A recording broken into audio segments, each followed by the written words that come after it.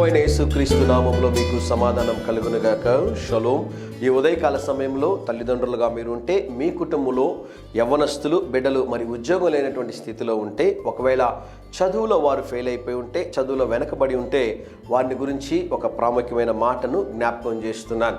అనేక మంది యవ్వనస్తులు నన్ను కలుస్తున్నప్పుడు వారు చెప్పే ప్రాముఖ్యమైన మాట, అన్న మేము ఏ కార్యము చేయాలనుకున్నా ఆ కార్యంలో ఓటమి, దేంట్లో కూడా మేము జయాన్ని పొందుకోలేకపోతున్నాం, ఉద్యోగంలో మాకు ఇబ్బందులు కలుగుతున్నాయి, చదువులో మేము ముందుకు రాణించలేకపోతున్నాం అనేక మంది తెలియజేస్తూ ఉంటారు.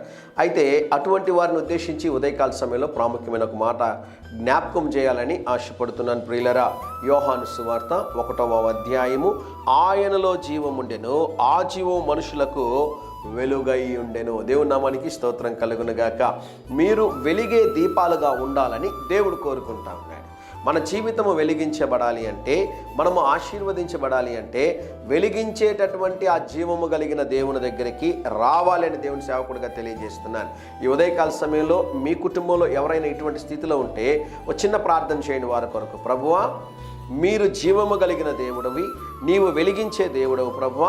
ఈ ఉదయకాల సమయంలో ఇదిగో ఈ సిస్టర్ కొరకు ప్రార్థిస్తున్నాను, ఈ బ్రదర్ కొరకు ప్రార్థన చేస్తున్నాను, ఈ కుమారుడు కొరకు ప్రార్థన చేస్తున్నాను, ఈ కుమార్తె కొరకు ప్రార్థన చేస్తున్నాను, దయతో వారిని ఆశీర్వదించి వెలిగించండి ప్రభువా అని మీరు చెప్పగలిగితే, ప్రార్థన చేయగలిగితే, తప్పకుండా ఈరోజు వారి జీవితంలో అంధకారం ఉందేమో, చీకటిమయంలో ఉన్నారేమో, వారు తలపెట్టే కార్యాలన్నింటిలో అపజయం కలుగుతుందేమో, అయితే జయమును దేవుడు శీఘ్రముగా అనుగ్రహిస్తారని దేవుని సేవకుడిగా తెలియజేస్తున్నాను.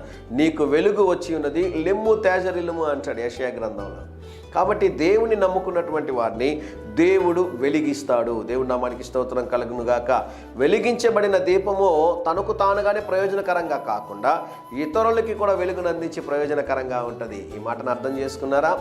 నీవు వెలిగితే ఆ వెలుగు ఇతరులకు కూడా ఆశీర్వాదకరంగా ఉంటుంది. కనుక ధైర్యంగా ఈ దినాన్ని ఎదుర్కోండి. దేవుని సన్నిధి మీకు తోడుగా వచ్చునుగాక. ప్రియ పరలోకపు తండ్రి, మీరిచ్చిన శ్రేష్టమైన వాగ్దానము కొరకై వందనాలు. ఎవరైతే నన్ను ఆశీర్వదించి వెలిగించని ప్రార్థన చేస్తున్నారో వారి జీవితాలను వెలుగుమయముగా చేసి అనేకులకి దీవెనకరముగా ఉంచుమని యేసు నామములో ప్రార్థిస్తున్నాము తండ్రి. Amen, amen.